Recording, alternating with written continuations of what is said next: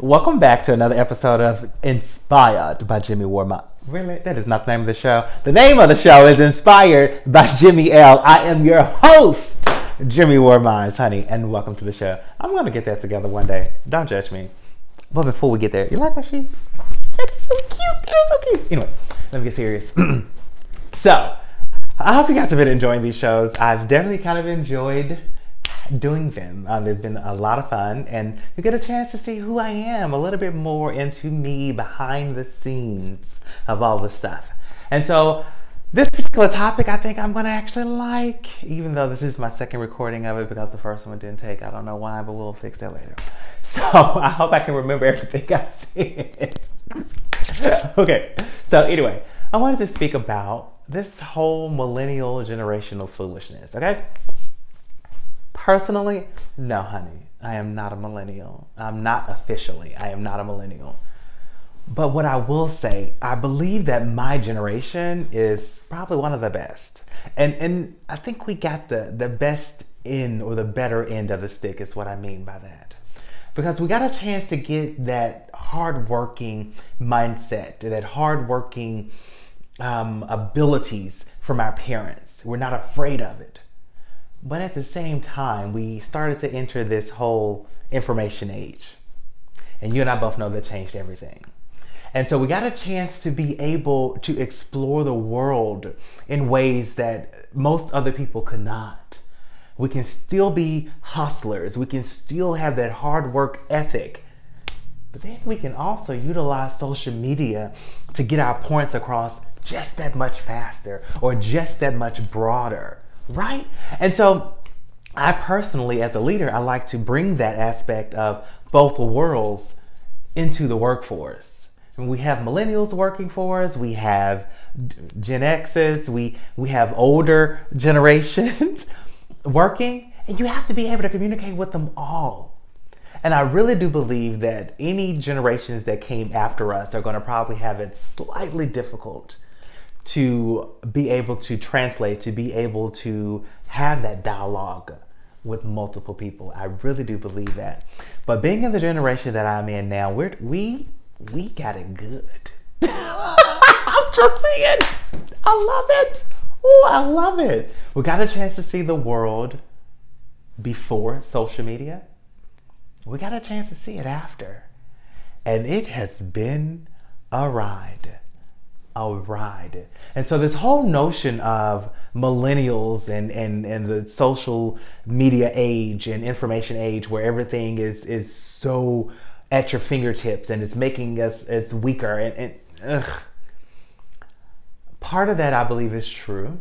I do believe that the social media, it has, to a degree, I really do believe that it has stifled our ability to communicate in person. Because on the flip side of that statement, I have been able to communicate with people across the country, across the world that watch the show that I would have never been able to entertain or interact with. And to be able to do that far surpasses, for me on a personal level, far surpasses any notion of my ability to inspire or my ability to interact in person. The people that I've met, the people that I've interacted with that have given me their insights from across the world. Do you hear me when I say that? To be able to experience that in a way that our parents or our grandparents or our ancestors never could have, it's amazing within itself. And so the notion or the belief system thinking that one generation is better than the next, I think it's ridiculous. I really do. And that's coming from a generation that's quite literally in the center of both. I think that it's ridiculous. But anyway, that's my little rant. that's my little rant. Another thing that often comes up is the millennials feel entitled. That's irritating for me to hear that as well, because hell yeah, shit, I feel entitled. I feel entitled. I'm quite literally the dream that my ancestors had. Do you hear? I am the dream. They have paved the way. My ancestors paid the ultimate price for me to sit where I sit, to live where we live. Hell yeah, I feel entitled, and I'm not ashamed to say that. It is what it is. Hello. I'm just saying. Anyway, so I do believe that social media is a major factor in how most people are experiencing millennials. And that's not fair. It's not fair at all. Social media is just simply a tool. It is a way to communicate. If you decide to use it, great. If you don't, that's fine too. It's just a tool. That's it. That's it.